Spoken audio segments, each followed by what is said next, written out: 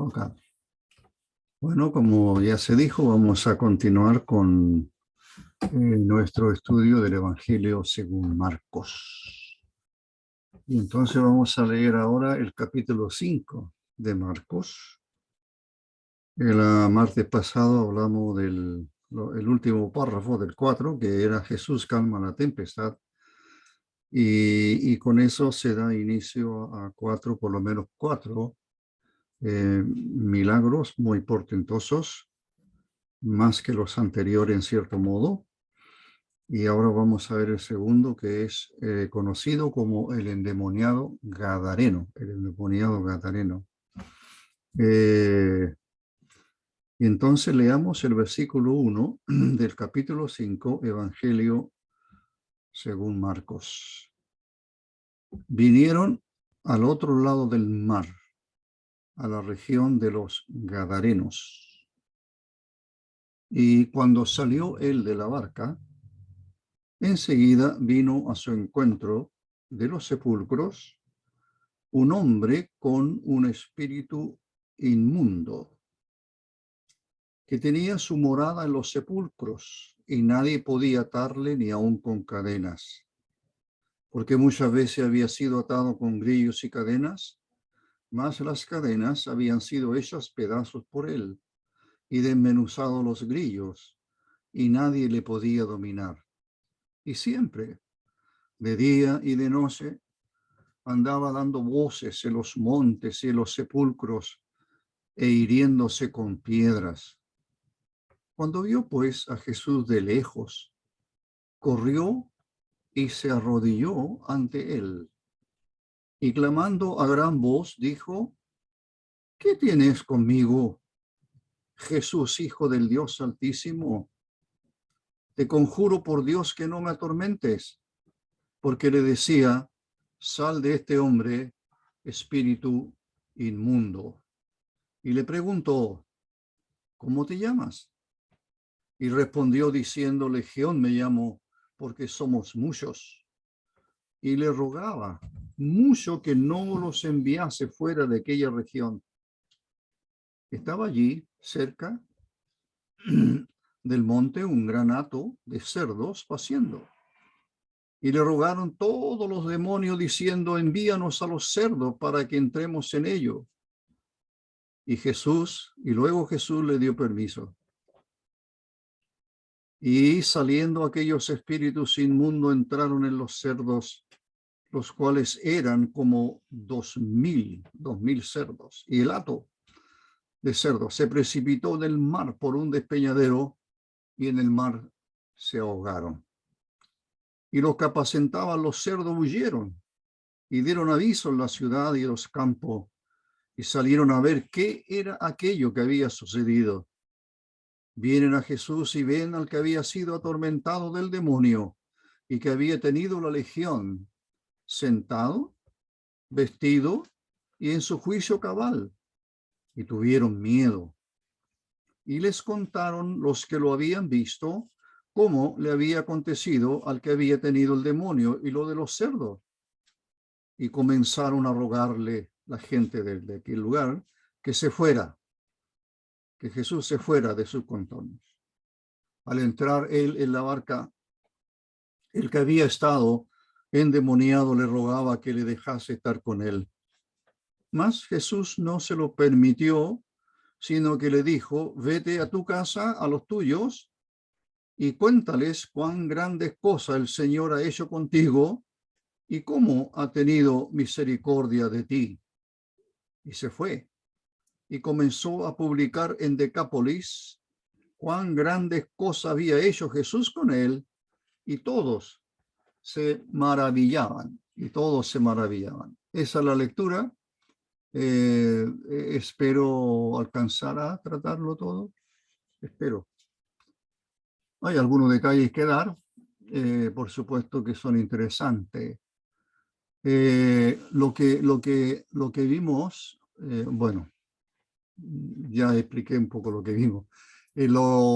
Como introducción, si usted quiere, como introducción podría servirle que lo que hay aquí ahora es un episodio que tiene características similares.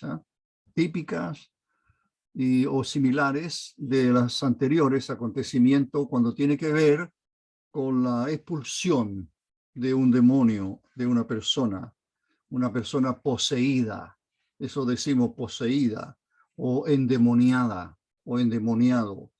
Y el Señor, por supuesto, expulsó a muchos demonios de muchas personas. Exorcismo se le llama habitualmente en el mundo, se le llama exorcismo. Hay personas que creen ser exorcistas y expulsan demonios de las personas, pero eso no es así.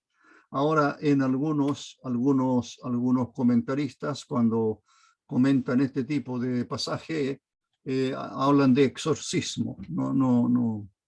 Generalmente no es una palabra que que yo no la veo, pero lo que tenemos aquí entonces son características que ya hemos visto cuando el Señor expulsó demonios antes. Por ejemplo, el hombre poseído va a Jesús, va en una forma muchas veces, en una forma un poco bélica, como retándolo.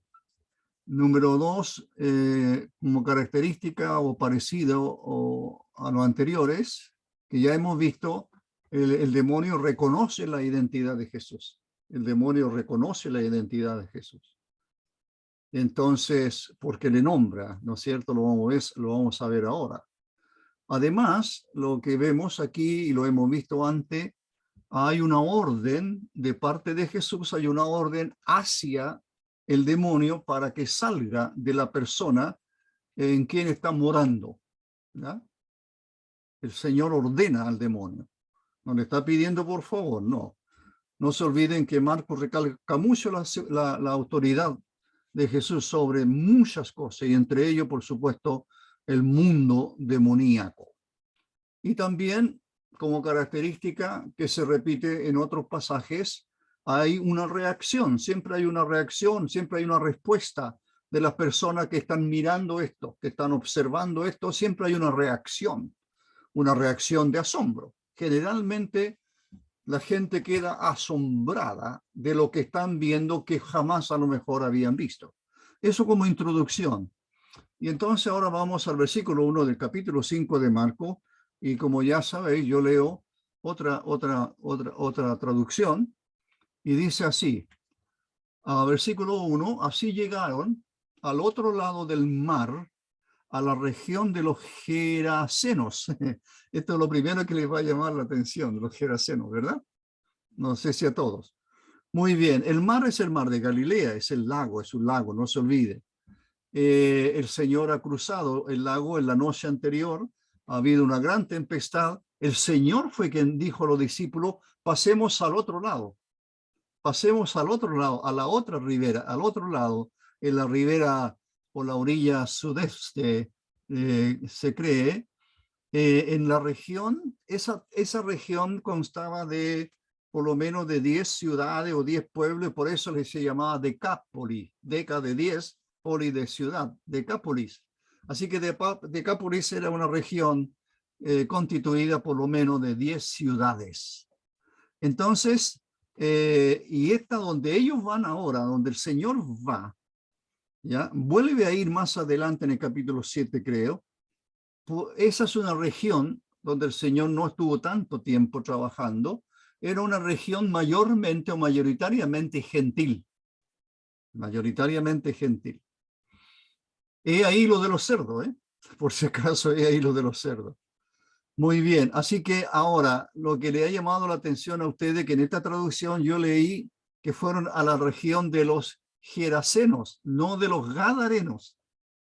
Ahora, en esa región, en Decápolis, y en esa región donde el Señor cruza el lago, por lo menos hay una especie de discusión entre los expertos que allí hay 3 lugares que se disputan este acontecimiento.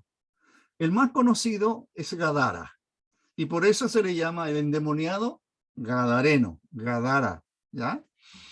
Ahora, ¿por qué está la discusión? Por la distancia de esas pequeñas lugarcitos o villas de la orilla del lago. cuán lejos quedaba. Por ahí va la disputa. Pero yo no le voy a dar mucho más antecedente para que no nos confundamos y mejor vamos a lo más importante. Pero habían por lo menos 3 ciudades o 3 lugares. Gerasa era uno, que aquí por eso se traduce Gerasenos. Yo lo leí como los Gerasenos. Fue al lugar de los Gerasenos o a la región de los Gerasenos, porque allí está un pueblito llamado Gerasa. También está, por supuesto, Gadareno, de Gadara. Ya ese es el que se tradujo en Mateo, en Marco y en Lucas. Aparece en esos 3 lugares.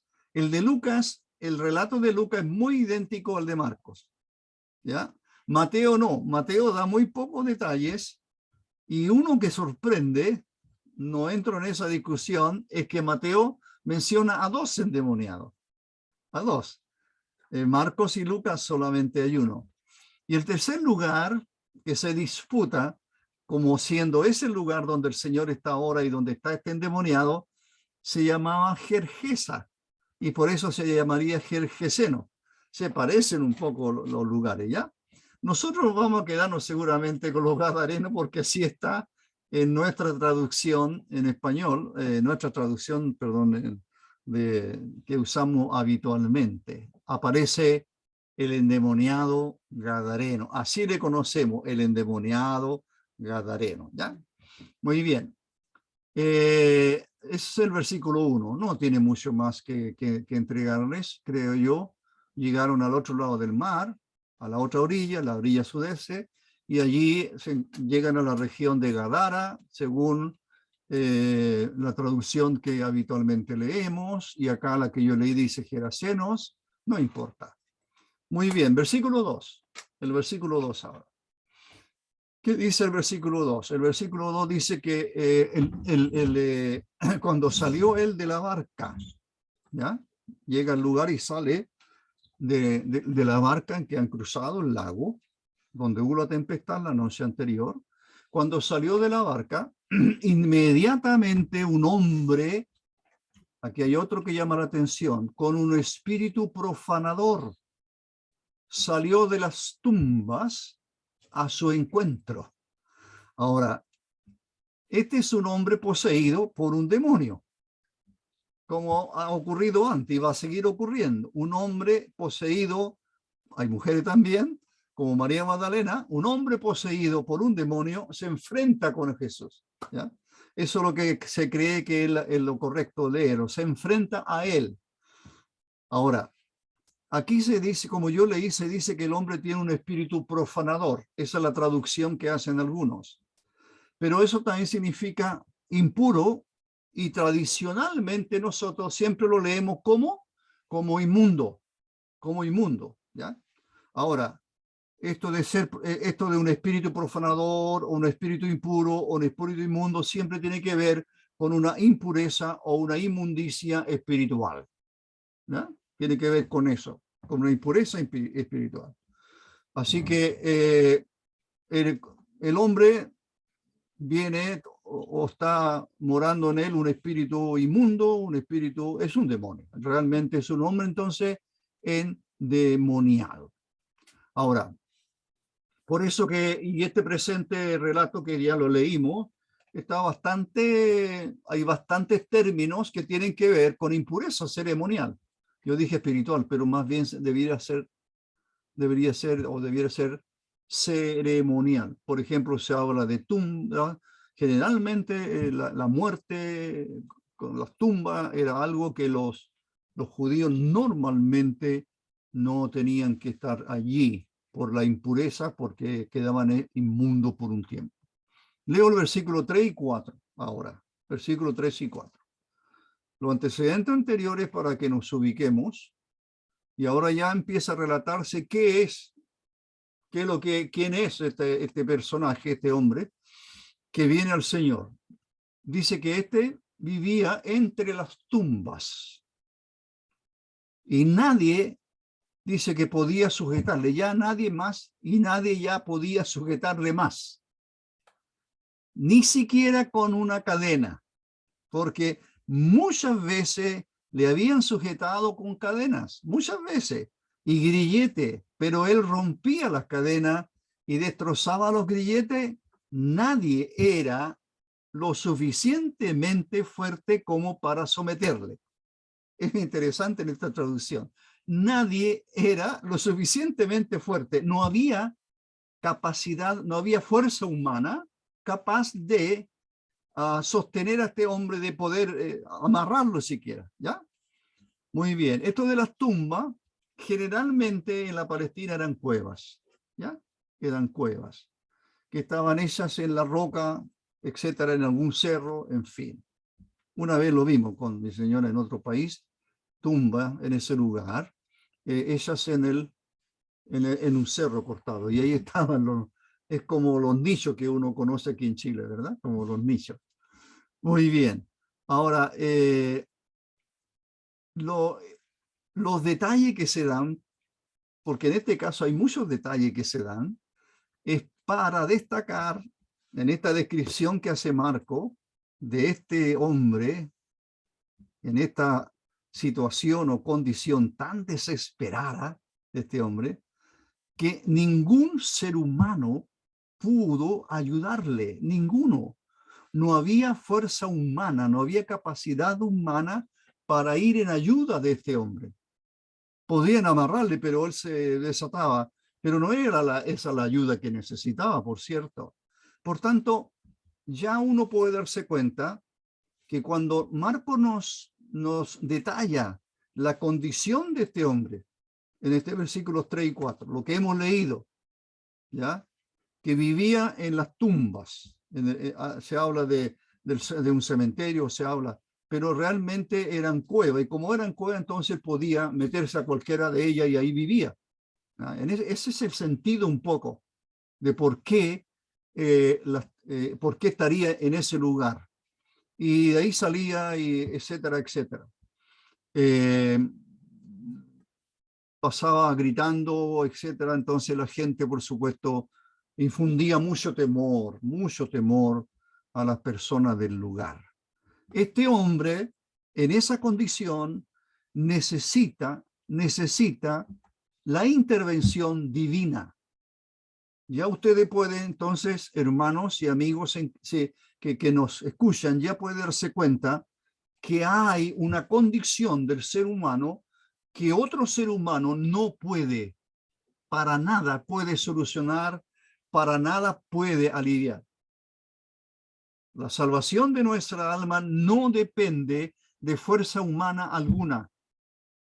El pecado en el ser humano sigue dañándole más y más y más y más, y no hay fuerza humana capaz de mejorar aquello. Solo una nueva vida, y esa nueva vida solo está en Cristo. Así que eso es lo que Marcos, bueno, el Evangelio y los evangelistas, siempre el Señor, usándolos a ellos, tratará de mostrarnos a nosotros de que solo hay poder en Dios. Y cuando Cristo está aquí en la tierra, eso es lo que Él hace, es mostrar la autoridad que tiene. Autoridad, acuérdense ustedes de lo que hemos enseñado anteriormente, autoridad para enseñar, autoridad sobre las enfermedades, autoridad sobre los demonios, como es el caso aquí. Y aún lo que vimos en una reunión pasada, autoridad para perdonar pecados, que es solo de Dios.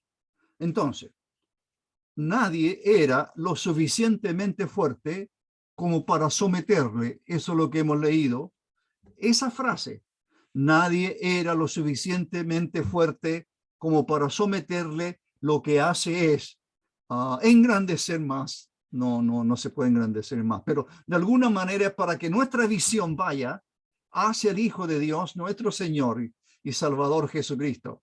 Eso engrandece el incomparable poder, el poder sin límite de Dios que el Hijo de Dios aquí en la tierra está mostrando.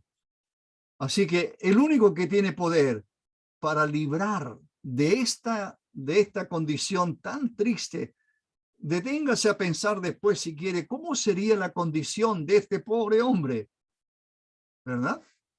Absolutamente una condición muy penosa, muy triste. Un leproso era triste también, pero podía acercarse a una ciudad, podía buscar alimento, y el problema de él era, ¿no es cierto?, en la piel, esta enfermedad. Pero un endemoniado vive en la soledad, en la oscuridad, en las tumbas, no está absolutamente fuera de sí, absolutamente fuera de sí. Este hombre es un hombre que mejor refleja la gran necesidad que tenemos del Señor. Muy bien, versículo 5. Noche y día, dice el 5, noche y día, entre las tumbas y por las colinas, por los cerros, constantemente daba grito y se cortaba con piedras.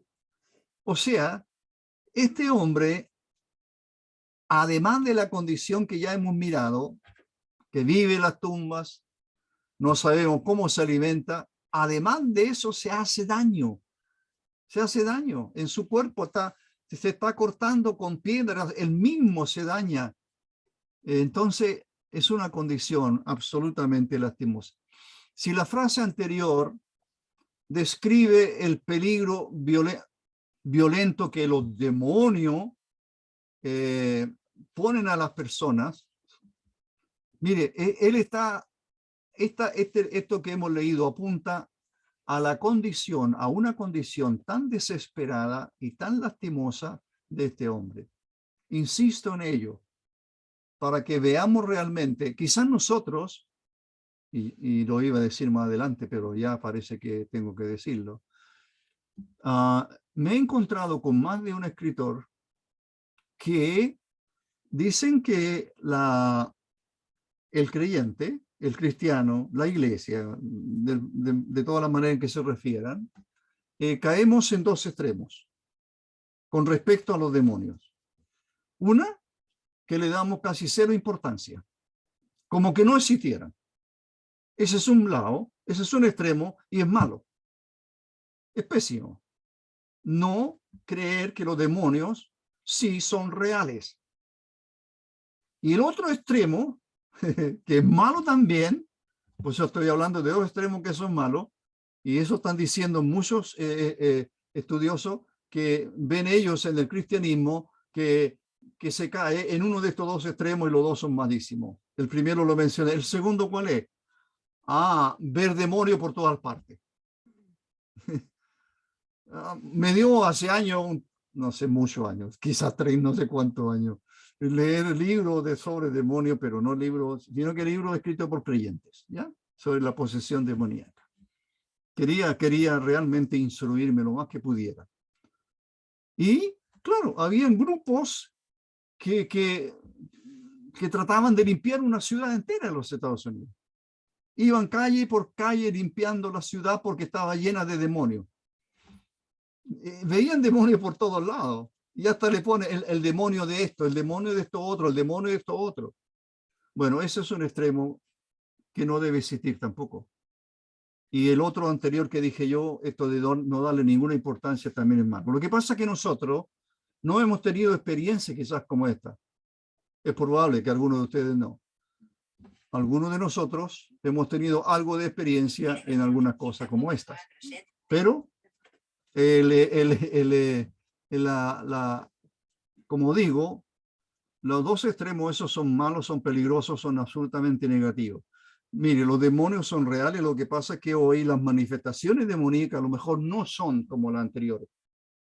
Pero no cabe ninguna duda que lo que Satanás quiere es precisamente que no se crea en él, que pase más inadvertido. Pero el ser humano está cada vez dañándose a sí mismo y no se da cuenta o no lo sabe. Por ejemplo, la droga. Eso daña a la persona y cualquier vicio daña a una persona. Lo arruina, absolutamente lo arruina. Jóvenes se arruinan. Satanás está arruinando a la humanidad de esa manera, con vicios o si no con una serie.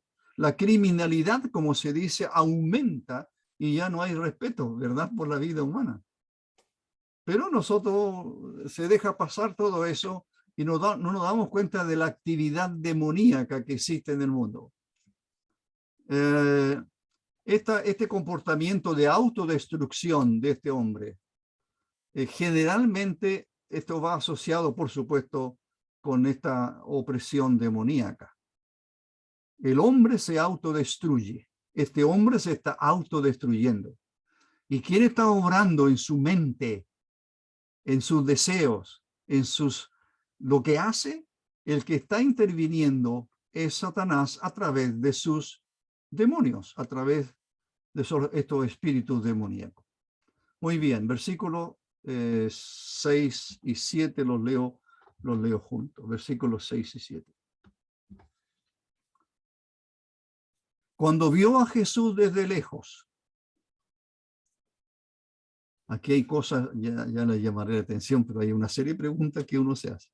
¿Quién vio a Jesús de lejos, el hombre o los demonios? Cuando vio a Jesús desde lejos, dice él, corrió. Sigue hablando en singular. Corrió. Habla del hombre. Y cayó de cara ante él. Esta traducción dice así: dando un alarido, dijo: ¿qué quieres conmigo, Jesús, Hijo del Dios Altísimo? Te ruego por Dios, no me atormentes. ¿Quién está hablando? Te ruego por Dios, no me atormentes. Jamás el Señor atormentaría a una persona. El que está siendo atormentado es el demonio o los demonios. Ya vamos a ver después que son demonios, muchos en plural, no uno. ¿Por qué los demonios hablan de esta manera? En una oportunidad ellos ruegan no nos deje ir al abismo. Aquí vamos a leer también algo parecido. ¿Por qué? ¿Cuál era el temor de los demonios? Que Jesús los echara en el abismo, en el lugar que es como una cárcel, en espera de un juicio que existe, un día en que habrá un juicio para Satanás y los demonios. Entonces ellos no quieren que eso haga Jesús.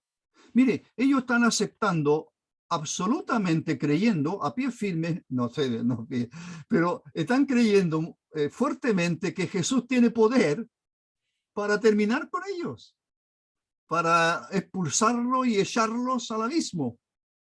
Así se habla en Apocalipsis, en lugares. Ahora, cuando este hombre, por eso que algunos se preguntan, cuando este hombre se acerca a Jesús, ¿es para atacarle o para pedirle ayuda? O sea, ¿el demonio controla totalmente al hombre y su propósito es que Jesús se vaya? ¿O el hombre todavía retiene, por así decirlo, retiene el hombre todavía algún grado de voluntad? El hombre endemoniado, insisto, pregunto, piense, ¿el hombre endemoniado todavía le queda algún grado de voluntad, por así decirlo, como para pedir ayuda, reconociendo su estado tan calamitoso en que se encuentra? ¿Se da cuenta de su estado en que está? Desnudo casi, a lo mejor, probablemente, hiriéndose con piedra, gritando por las noches, no duerme, ahí está en las tumbas, esa es su casa, por así decirlo. Entonces, creo que podemos hacernos una serie de preguntas más respecto a un endemoniado. Pero los demonios, hermanos, son reales, existen. Son los agentes satánicos. Satanás es su rey. Él es su rey. Ellos, los demonios, son súbditos y hacen lo que el rey ordene. También, generalmente, los demonios se ven ocupando el cuerpo de alguien. Usted no puede escuchar, no puede ver a un demonio. Usted podría ver persona endemoniada. Pero eso es un asunto tremendamente difícil, por favor. Uno no puede andar mirando personas con una cierta enfermedad y decir está endemoniado o está endemoniada. A veces se dice eso. Bueno, Sigo. En la medida que avancemos puedo dar mayores, a lo mejor, antecedentes, pero una de las cosas que llama la atención, y lo hemos visto antes, al mirar demonios, al mirar en personas endemoniadas, que el demonio reconoce exactamente la identidad de Jesús. Reconoce. Nadie le dijo que Jesús, quién es. Ellos le reconocen. Los demonios saben quién es. Los demonios reconocen y le llaman aquí Hijo del Dios Altísimo. Reconoce la identidad de Jesús llamándole Hijo del Altísimo.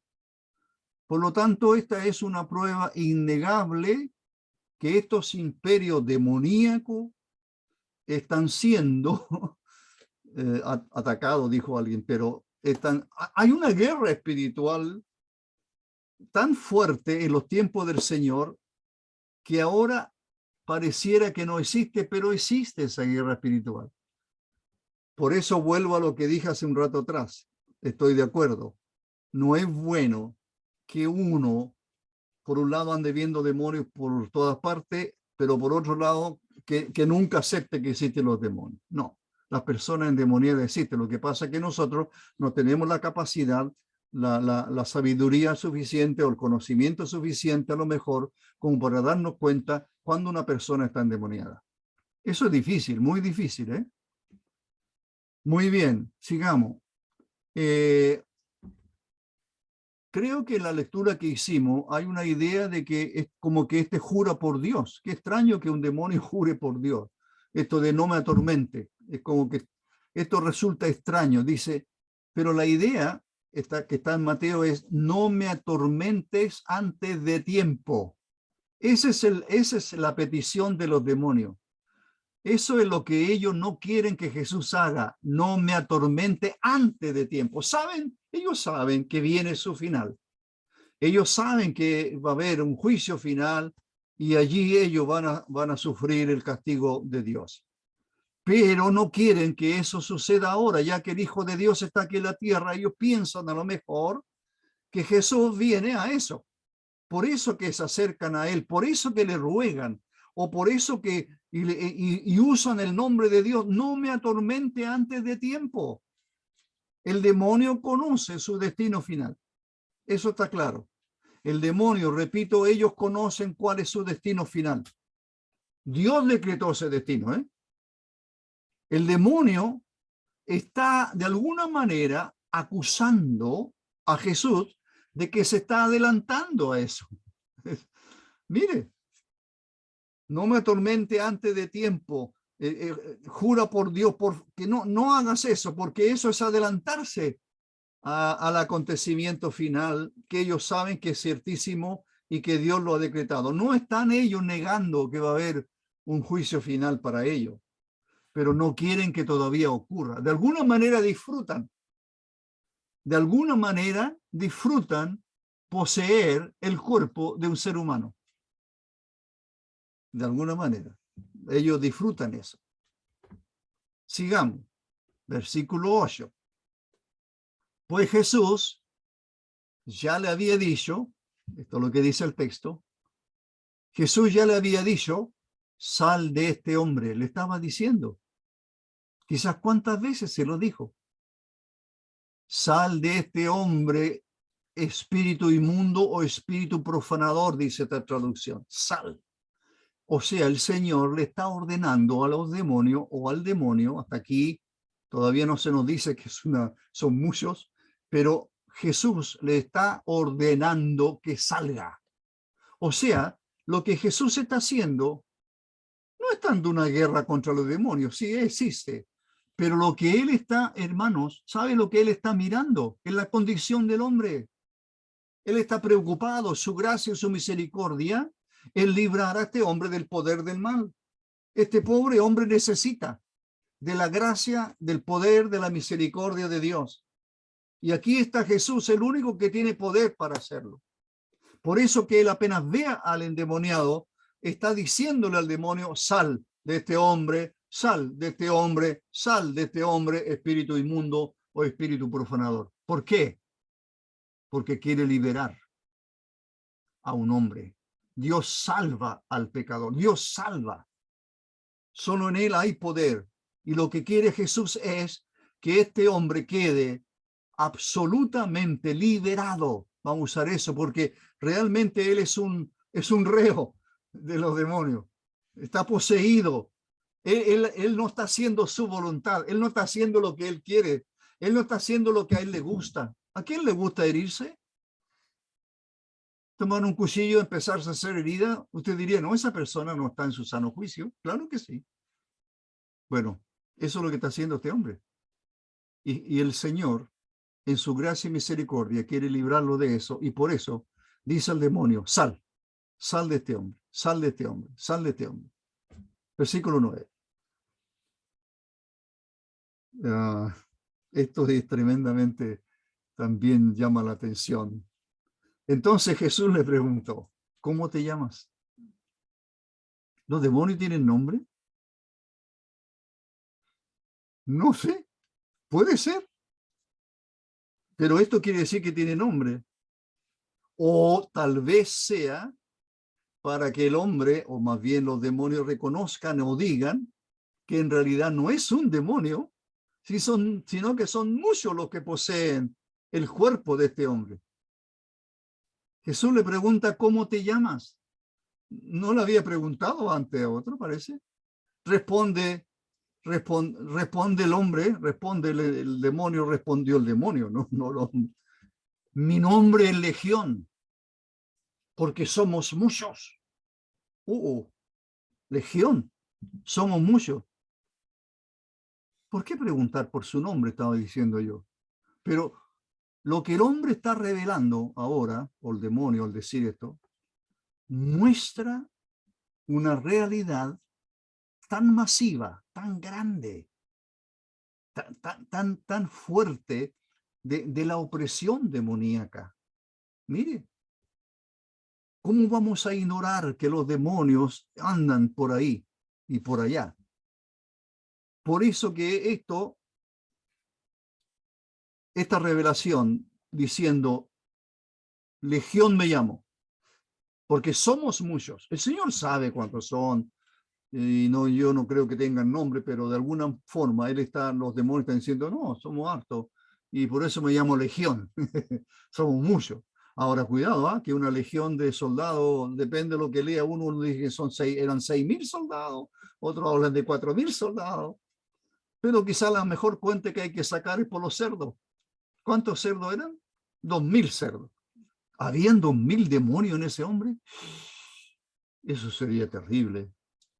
Tal vez habían menos. No se olvide que María Magdalena, ¿cuántos demonios tenía? 7. María Magdalena, esta mujer que amó tanto a su Señor, esta mujer tenía tanta gratitud en su corazón que realmente toda su vida la dio al servicio del Señor. ¿Por qué? El Señor había expulsado 7 demonios de ella, 7.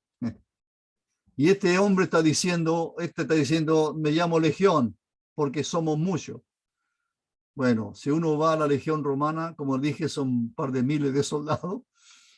Si uno cuenta los cerdos, eran 2.000, pero no sé, realmente no dice aquí. No lo dice, ¿verdad? Es mejor pensar, somos muchos. ¿Cuántos? Somos muchos. Eso creo que es mejor, más que pensar en una legión romana de 6.000 soldados, de 4.000 soldados. Pero, ¿sabe por qué el Señor también está preguntando esto? Somos muchos. ¿Qué es lo que resalta esto? ¿Sabe lo que resalta? El poder ilimitado del Señor. El poder ilimitado del Señor. ¿Cómo te llamas? Legión. Somos muchos. El Señor puede expulsar un demonio, puede expulsar 7 demonios, o puede expulsar 1.000 demonios, no importa. Él es todopoderoso porque es Dios. Dios. Así que Él tiene poder. No, hermano, no limitemos el poder del Señor. A veces limitamos nosotros. No, no hay nada que él no pueda hacer. No. Así que al resaltar entonces esto de la legión, ¿no es cierto? El énfasis se pone, por supuesto, sobre esta guerra tan fuerte que existe entre el bien y el mal, esta guerra llamada espiritual. Mire, como vimos en una reunión anterior, el hombre más fuerte, ataca la casa, ¿no es cierto?, del hombre fuerte. Acuérdese, el hombre fuerte es Satanás, pero el más fuerte es Jesús. No se olvide de ello. Versículos 10 y 12. Me apuro. Y repetidas veces, mire, repetidas veces, dice esta traducción, le imploró a Jesús que no le enviara fuera de esa región. ¿Quién está implorando? Se sigue hablando en singular, pero son de los demonios. ¿O algún demonio hará de jefe? Bueno, y repetidas veces le imploró a Jesús que no le enviara fuera de esa región. ¿Por qué está tan a gusto en esa región? ¿Por qué no quiere irse a otra región? ¿Por qué allí? Voy a darle un par de opiniones, una no sé. Y que no le mandara, estoy leyendo el texto todavía, que no le enviara fuera de esa región. Una gran manada de cerdo estaba paseando cerca, en la colina, en un cerro, cerca. Y le rogaron los demonios, mira, ahora está en plural, y le rogaron diciendo, envíanos a los cerdos para que podamos entrar en ellos. Seguramente de ahí viene no sé cuánto asidero hay, pero de que los demonios como que siempre buscan un cuerpo donde morar.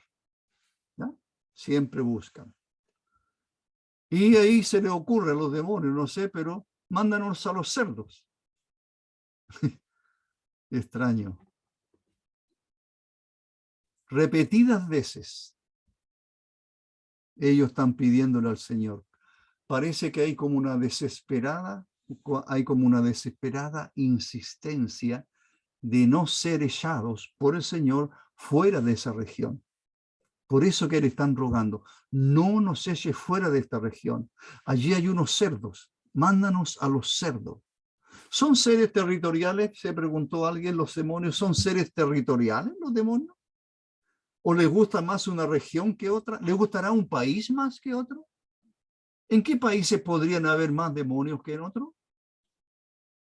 Yo veo una sola razón, hermano, donde el cristianismo es más fuerte, donde el cristianismo es más fuerte, donde el testimonio de la iglesia es más claro, más potente, donde el evangelio se predica con más y más fuerza en Cristo, no cabe ninguna duda que la cantidad de demonios se reduce.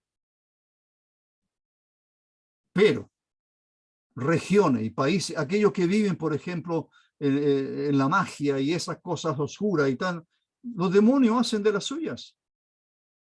Hay países así, hay regiones así en este mundo, que viven en tinieblas.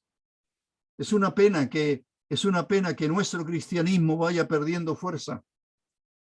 Es una pena, porque en la iglesia, solo usted y yo somos los que estamos aquí para contrarrestar las fuerzas del mal. ¿Por qué están en esa región? Número uno, o quizá la más importante, como dije antes, era una región, Decápolis era una región predominantemente gentil. Los judíos no criaban cerdo, no comían cerdo. El cerdo es un animal inmundo. Y aquí hay 2000 cerdos. Bueno, era un buen negocio, a lo mejor.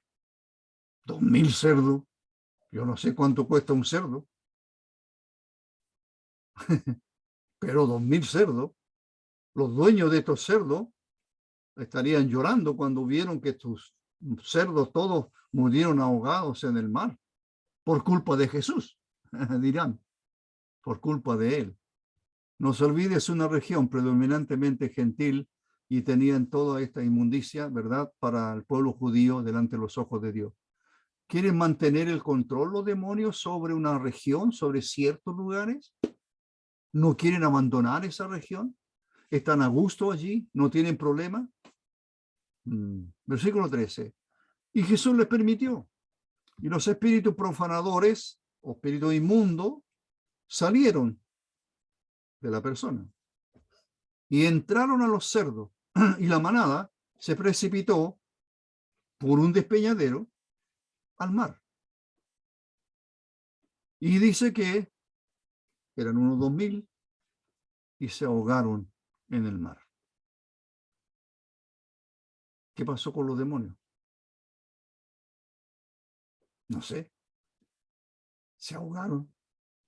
¿Se pueden ahogar un demonio? ¿O de ahí se fueron a otras regiones? Bueno, no tenemos esos antecedentes. Así que el tamaño de esta cantidad de cerdos confirma, por supuesto, la magnitud del milagro, confirma el poder de Jesús para expulsar tantos demonios.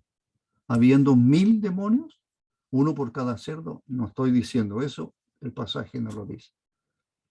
Pero que todos fueron afectados.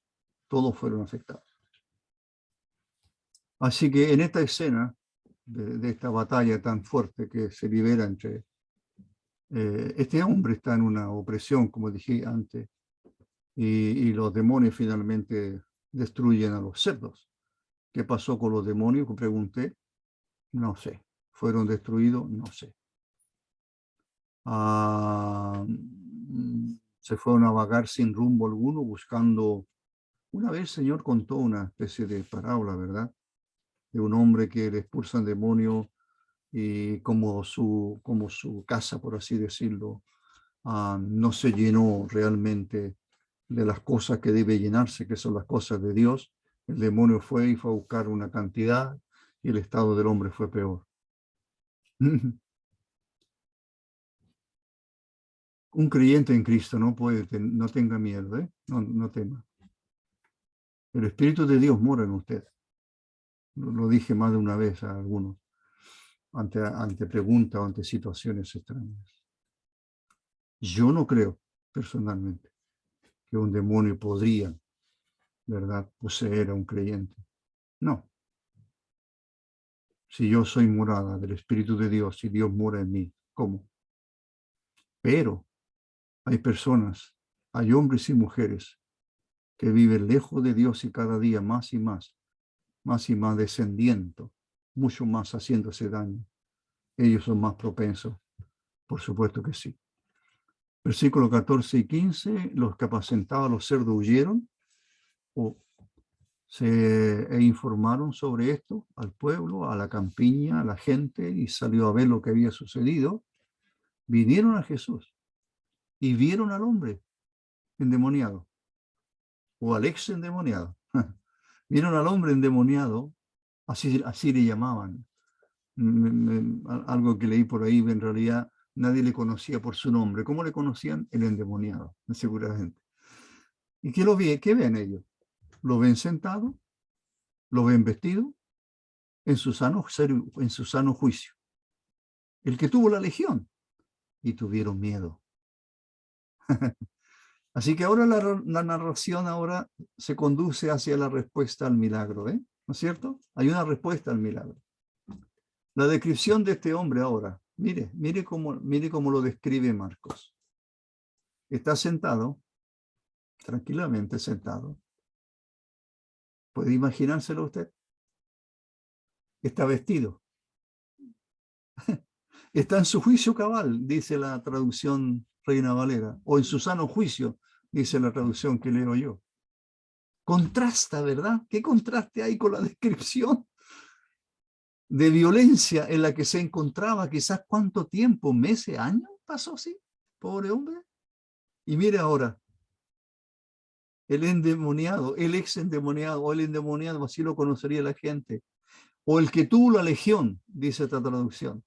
Entonces, ¿cuál es la reacción? Hay una reacción de la gente y hay una reacción del endemoniado sanado por el Señor, librado por el Señor. ¿Cuál es la reacción de la gente? La reacción de la gente, por supuesto, es temor. Eso ocurre. Los creyentes también tuvieron temor en la barca, pensaban que se iban a ahogar y tuvieron temor del Señor. No se olvide, eso es lo que hablamos a la vez anterior. Hay dos clases de temor. Temor al peligro, vamos a morir, y temor santo de Dios, porque tuvo poder. Jesús mostró su poder al decirle al mar, y enmudece, calla, enmudece, y a la sola, al mar y al viento. Muy bien. ¿Sabe cuál es la pregunta que hay que hacerse? ¿Qué hacemos con ese temor? Esa es la gran pregunta. ¿Somos hombres y mujeres que tememos? ¿Tenemos temor de Dios? Siendo Él el Todopoderoso y Santo, ¿tenemos temor de Dios? Esa es la gran pregunta. Realmente una persona con temor de Dios, por supuesto, vivirá preocupada de agradar a su Señor. El 16, el 17, los que habían visto lo que había pasado, a este hombre endemoniado y a los cerdos se lo contaron a la gente y comenzaron a rogarle. Ahora hay dos ruegos. Aquí tengo que ya terminar, apurar un poquito, porque si no, no alcanzo a decir quizás lo más importante. ¿Cuál es el primer ruego? El de la gente. ¿Qué le rogaron al Señor? Que se fuera. ¿Entiende usted eso? ¿En qué están pensando estas personas? ¿Están llorando la pérdida de los cerdos? ¿Están llorando la pérdida económica? Podría ser. Si Jesús se queda aquí, quizás vayan a todos los cerdos de nuestra región. No, eso no puede. La economía, imagínense a dónde se va. Puede ser.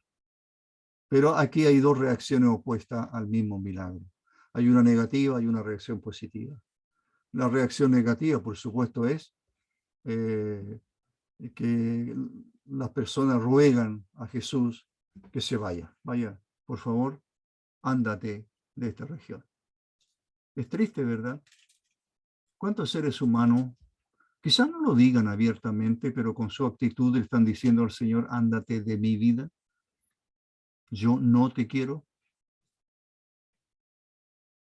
Piense, hay personas que no son creyentes escuchándome. Hay muy pocos hoy día, 40, comparado al martes pasado, bien más. ¿Hay interés en las cosas del Señor? ¿Hay interés por agradar al Señor?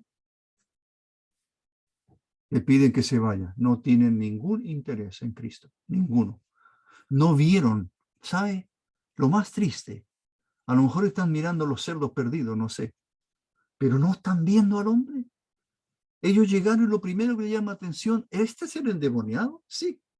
Mire, está sentado. Está en su juicio cabal, uno puede conversar con él. Está en su juicio cabal, está vestido, está sentado, está descansando, está feliz. Es cosa de mirarle el rostro. Como debe ser el rostro de todo creyente, ¿eh? ¿O no?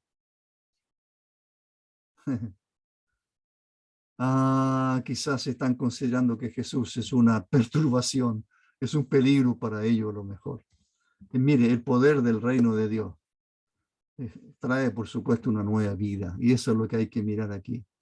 Mientras Jesús entraba en la barca, me quedan 3 minutos. Entonces, Señor, hace caso al ruego y se va. Mire, fue solamente a eso. Yo le doy vuelta y vuelta a eso hace días, que Jesús fue a Decápolis solo para expulsar a estos demonios de este hombre. Y se volvió. ¿Fue solamente a eso?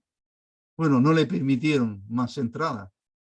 Y él no va a forzar ninguna puerta, por así decirlo.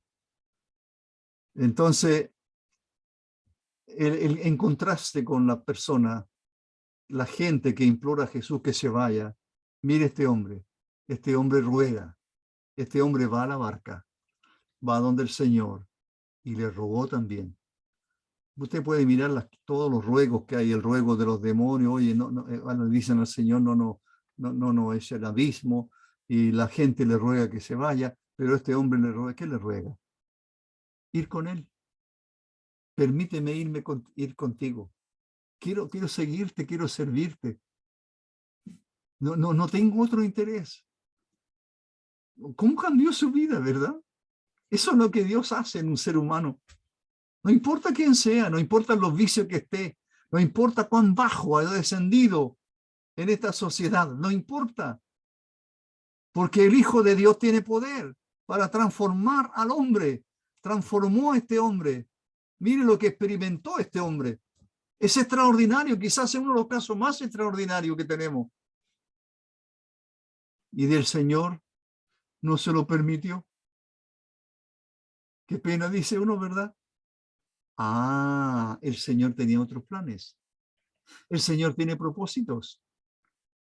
Y los propósitos del Señor no coincidían con los de él.